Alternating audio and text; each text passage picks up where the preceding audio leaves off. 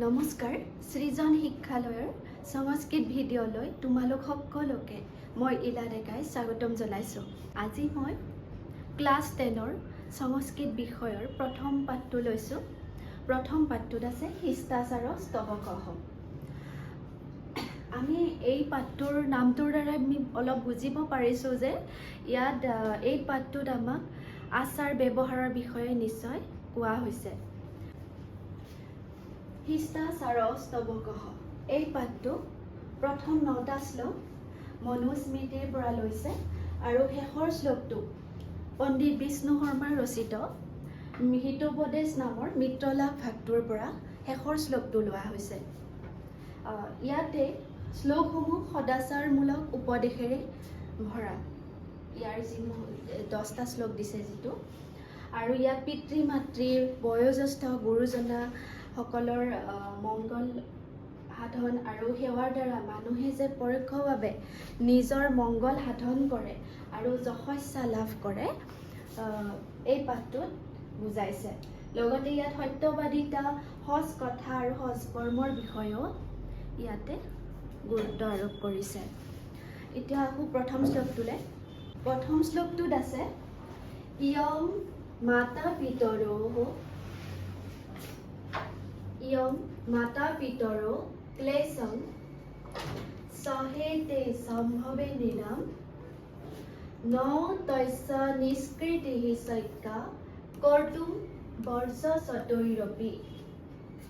ইয়াতে মই শ্লোকটো অসমীয়া অনুবাদ কৰি দিম, লগতে বুজাই দিম আৰু ৱৰ্ড মিনিংবিলাক মই তলত ডিছপ্লে কৰিছোঁ, তোমালোকৰ প্ৰয়োজন হ'লে লিখি ল'বা। ইয়াতে ইয়ং মানে যি, মাতা পিতৰ পিতৃ মাতৃ, ক্লেশম কষ্ট, সহেতে সহ্য কৰে, সম্ভৱে মানে জন্মৰ সময়ত, নৃণ মানুহৰ,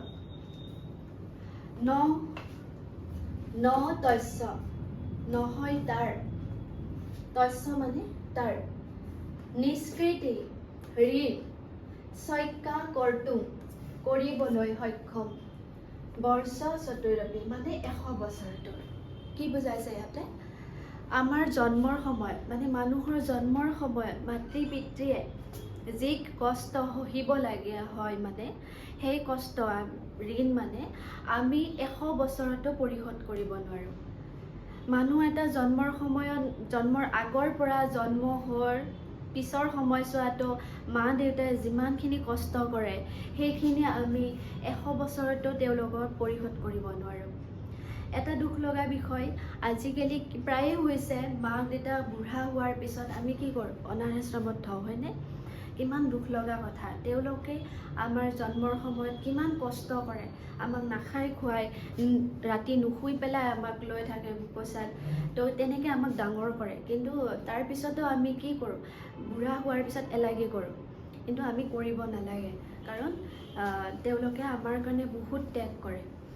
গতিকে তেওঁলোকৰ ঋণ আমি 100 বছৰ ধৰিও আমি পূৰ কৰিব নোৱাৰোঁ। ঠিক আছে, বুজি পালা?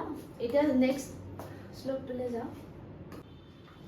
নেক্সটটো আছে তয়োৰ নিত্যম প্ৰিয়ম কুৰ্যদাচৰ্যস্য স সৰ্বদা তেষু ত্ৰিষু তুষ্টেষু তপঃ সৰ্বং সমাপ্যতে। ইয়াতে তয়ো মানে তেওঁলোক দুয়োজন, নিত্যম সদায়, প্ৰিয় কুৰ্যাত মানে কৰিব লাগে, আচাৰ্যস্য শিক্ষকৰ, স আৰু সৰ্বদা মানে সদায়, তেষু তেওঁলোক, ত্ৰিষু তিনিও, তুষ্টেষু সন্তুষ্ট হ'লে, তপঃ মানে তপস্যা, সৰ্বম সকলো, সমাপ্যতে সম্পূৰ্ণ হয়। মানে তেওঁলোক দুয়োজন মানে ইয়াতে 3জন ব্যক্তি আছে, মানে পিতৃ মাতৃ এজন ধৰাইছে আৰু আচাৰ্য মানে শিক্ষক, তেওঁলোক 3জন। মানে আমি তেওঁলোক 3জনৰ প্ৰিয় কাৰ্য কৰিব লাগে, তেতিয়া তেওঁলোক সন্তুষ্ট হয় তেওঁলোক যেতিয়া সন্তুষ্ট হ'ব আমাৰ তপস্যা সফল হ'ব বা পূৰ্ণতা পায়। তেওঁলোক কেনেকৈ সন্তুষ্ট হ'ব? আমি তেওঁলোকৰ কথা শুনিব লাগে, আমি মা দেউতা গ'লে পঢ়িব গ'লে আমি কি বৰ পাওঁ, কিন্তু আমাৰ সেইটো ভালৰ কাৰণে কয়, হয়নে? নিশ্চয় আমাৰ ভালৰ কাৰণে কয়। আমি এতিয়া বৰ পাইছোঁ, কিন্তু আমাৰ যেতিয়া বয়স হৈ যাব আমি তেতিয়া এইবোৰ কথা উপলব্ধি কৰিম, কিন্তু তেতিয়া সময় নাথাকে ভাল হোৱাৰ। গতিকে তেওঁলোকৰ সন্তুষ্ট লাভ কৰিলে আমি তেওঁলোকৰ পৰা আশীৰ্বাদ পাম। তেওঁলোকৰ কথা বতৰা শুনা মানে আমি তেওঁলোকক সন্তুষ্ট কৰা, তেওঁলোকৰ প্ৰিয় কাম কৰা মানে তেওঁলোকক সন্তুষ্ট কৰা। গতিকে তেতিয়া তেওঁলোক তিনিওজন যেতিয়া সন্তুষ্ট হ'ব, তেওঁলোকৰ পৰা আমি যেতিয়া আশীৰ্বাদ পাম, আমি তেতিয়া যিটো ভাবিম, যিটো কৰ্ম কৰিব আগবাঢ়িম সেইটো আমাৰ সফল হয়। এই শ্লোকটোক সেইটো বুজাইছে। এতিয়া 3 নম্বৰ শ্লোকলৈ আহক। অভিবাদনশীলস্য নিত্যং বৃদ্ধোপচাবিনঃ সত্তাৰিতস্য বৰ্ধন্তে আয়ুৰ্বিদ্যা যশোবলম। ইয়াতে অভিবাদনশীলস্য সন্মান জনোৱা ব্যক্তি, নিত্যং মানে সদায়, বৃদ্ধোপচাবিনঃ বৃদ্ধজনৰ সেৱা শুশ্ৰূষা কৰা, সত্তাৰি 4টা, তস্য তেওঁৰ কি হয়, বৰ্ধন্তে বাঢ়ে, কি বাঢ়ে, আয়ু বিদ্যা যশো বলম মানে আয়ু বিদ্যা যশস্য আৰু বল। আমি যেতিয়া বৃদ্ধজনক অভিবাদন জনাম বা সেৱা শুশ্ৰূষা কৰিম আৰু পৰিচৰ্যা কৰিম, তেতিয়া আমাৰ কি বাঢ়ে, 4টা বাঢ়ে। কি বাঢ়ে?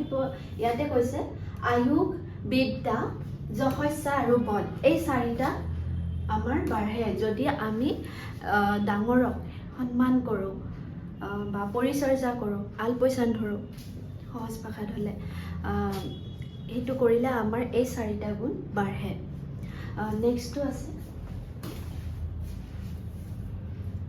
না পৃষ্টঃ কস্যাচিৎ ব্ৰূয়ান না সা অন্যয়েন পৃচ্ছতঃ জানান্নপি হি মেধাবী জৰাবৎ লোক আচৰিত। না পৃষ্টঃ নুসুধিলে, কস্যাচিৎ কোনো, ব্ৰূয়ান কোৱা উচিত, সান্যায়েন অন্যায়েৰে, পৃচ্ছতঃ সুধিলে, জানান্নপি জানিলেও, হি নিশ্চয় নিশ্চয়কৈ মানে আৰু মেধাবী জৰাবৎ লোক মূৰ্খৰ দৰে আচৰণ কৰিব লাগে। কি কৈছে? নুসুধিলে কাকো কোৱা অনুচিত, আৰু অসন্মানেৰে যদি তোমাক কোনোবাই সোধে তেতিয়াও কোৱা অনুচিত। এই ক্ষেত্ৰত জ্ঞানীসকলে বা মেধাবী লোকসকলে জ্বৰৰ দৰে মানে বোবাৰ নিচিনাহে আচৰণ কৰা উচিত। মানে তোমাক যদি কোনোবাই একো নুসুধে, তুমি উপজাচি মানে কোনো কথা সুধিব নালাগে, কাৰণ তেতিয়া তোমাৰ সন্মানহে যাব। আৰু যদি তোমাক অসন্মানসূচক ভাৱেৰে যদি তোমাক কিবা এটা সোধে তেতিয়াও তুমি ক'ব নালাগে। এনেকুৱা ক্ষেত্ৰত যিসকল মেধাবী বা যিসকল জ্ঞানী গুণী মানুহ, তেওঁলোকে কিন্তু এই ক্ষেত্ৰত জ্বৰৰ নিচিনা মানে বোবাৰ নিচিনা আচৰণ কৰে। 5 নম্বৰ শ্লোকটো আছে দৃষ্টিপুটম নেচিৎপাদম বস্ত্ৰপুটম জলম পিবেত সত্যপুটম বেদদাসম মনঃপুটম সমাচৰেত। ইয়াতে দৃষ্টিপুটম মানে ভালদৰে চাই চিতি, নেচিত ৰাখিব লাগে, পাদম মানে ভৰি, বস্ত্ৰপুটম কাপোৰেৰে চেকা, জলম মানে পানী, ইয়াতে অৰ্থকেইটা দি দিছোঁ।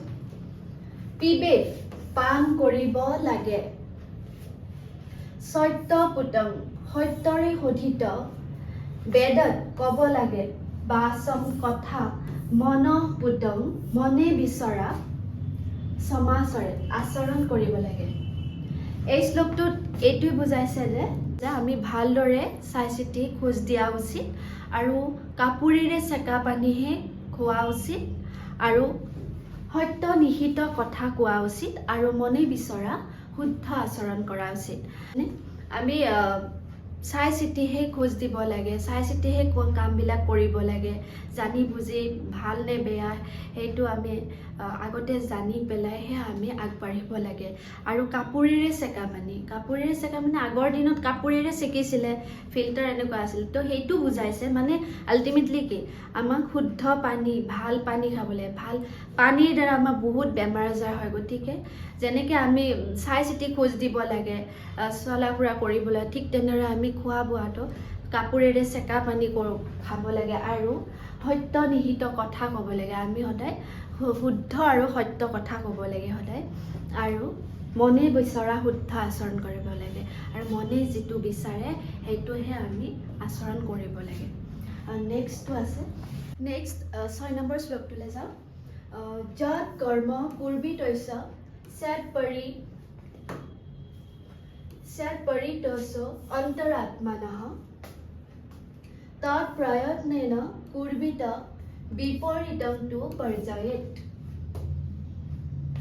যৎ কৰ্ম, যি কাম, কুৰ্বিত কৰোঁতে, অস্য ইয়াৰ, স্যাৎ পৰিতোষো অন্তৰাত্মনঃ অন্তৰাত্মা সন্তুষ্ট হয়, সন্ধি যোগ হৈছে ইয়াত। তৎ প্ৰয়ত্নেন কুৰ্বিত, সেইটো কৰা উচিত, বিপৰীতটো কিন্তু বৰ্জন কৰিব লাগে। এই শ্লোকটোত এইটো বুজাইছে যে যি কাম কৰিলে কৰোঁতাজনৰ অন্তৰাত্মা সন্তুষ্টি লাভ কৰে, আমি সেই কামটো আমি যত্ন সহকাৰে কৰিব লাগে, কিন্তু ইয়াৰ বিপৰীত কাৰ্য আমি বৰ্জন কৰিব লাগে। মানে কি বুজি পাইছা? আমি যিটো কাম কৰিলে ছেটিছফেকশ্যন পাওঁ, যিটো কাম কৰিলে আমি শান্তি পাওঁ, সেই কামটো আমি মন পুতি কৰিব লাগে। ইয়াৰ যিটো বিপৰীত কাম বা ইয়াৰ অন্যথা যিবিলাক কাম আছে সেইবিলাক আমি এৰিব লাগে। তেতিয়াহে সেইটো কাম বৰ্জন কৰিলেহে আমি এটা কামত মন দিব পাৰিম, মন পুতি কৰিব পাৰিম। গতিকে আমি যিটো কাম কৰিম সেই কামটো আমি মন পুতি কৰিব লাগে, তেতিয়া আমাৰ অন্তৰাত্মা মানে আমি নিজে ছেটিছফেকশ্যন লাভ কৰোঁ বা সন্তুষ্টি লাভ কৰোঁ, তেতিয়া কামটোও ভাল হয়, নিখুঁত হয়, ধুনীয়া হ'ব। ঠিক আছে, এতিয়া আমি 7 নম্বৰ শ্লোকলৈ আগবাঢ়োঁ।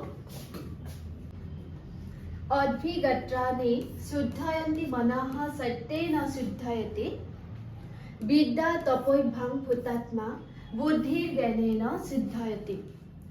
ইয়াতে অদ্ভি মানে পানী আৰু গাত্ৰাণি মানে শৰীৰ,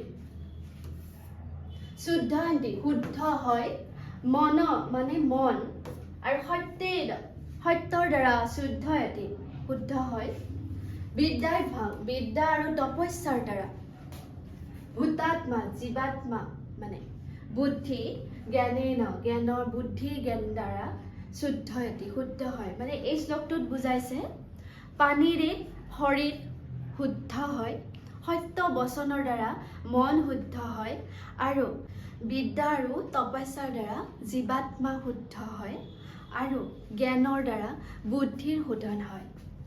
মানে আমি পানীৰে কি হয়, শৰীৰটো শুদ্ধ হয়, মানে চফা হয় পানীৰে, আৰু সত্য বচন, আমি সত্য কথা ক'লে মনটো শুদ্ধ হয়, সেইকাৰণে সত্য কথা ক'ব লাগে, আৰু কাৰো হিংসা কৰিব নালাগে, পিছত কাৰো কথা ক'ব নালাগে, বুজি পাইছানে? কাৰো সমালোচনা কৰিব নালাগে, তেতিয়া তুমি নিজেহে লেতেৰা হ'লা। আনৰ সমালোচনা কৰিলা মানে মানুহজন ভাল হ'ল, কিন্তু নিজেহে লেতেৰা হ'লো। সেইকাৰণে কৈছে সত্য বচনৰ দ্বাৰা মন শুদ্ধ হয়, মানে সদায় সত্য কথা ক'বা, মনটো শুদ্ধ থাকিব। যেনেকৈ পানীৰে শৰীৰটো শুদ্ধ হৈ থাকে, তেনেকৈ সত্য বচনৰ দ্বাৰা মনটো শুদ্ধ হয়, আৰু বিদ্যা আৰু তপস্যাৰ দ্বাৰা জীৱাত্মা শুদ্ধ হয়। মানে আমি বিদ্যা লাভ কৰি আমাৰ জীৱাত্মা মানে গোটেই মানুহজন শুদ্ধ হওক, আৰু কি কৈছে লাষ্টত জ্ঞানৰ দ্বাৰা আমাৰ বুদ্ধিৰ শোধন হয়, মানে জ্ঞান লাভ কৰিলেহে আমাৰ বুদ্ধিবোৰ বাঢ়ে। ঠিক আছে, এতিয়া 8 নম্বৰ শ্লোকটোলৈ আগবাঢ়ো। সত্যং ব্রূয়াৎ প্রিয়ং ব্রূয়ান ন ব্রূয়াৎ সত্যং প্রিয়ং প্রিয়ং স না পৃষ্টং ব্রূয়াৎ দেশ ধর্মঃ সনাতনঃ। ইয়াত সত্যম সত্যম মানে সত্য বিৰাট প্ৰিয় কথা কোৱা উচিত অপ্ৰিয় মানে অপ্ৰিয় প্ৰিয় কথা চ মানে গোটেইকেইটা শ্লোকতে চ আৰু তুমি ৱৰ্ড মিনিং এটা লিখিলে হ'ব চ মানে আৰু জানিলা গতিকে প্ৰত্যেকটো শ্লোকত নিলিখিলেও হ'ব নানৃতম নিচা ধৰ্ম এই শ্লোকটোত এইটোৱে বুজাইছে যে প্ৰিয় আৰু সত্য কথা কোৱা উচিত অপ্ৰিয় সত্য কোৱা অনুচিত প্ৰিয় হ'লেও অসত্য কোৱা অনুচিত এইটো আমাৰ সনাতন ধৰ্ম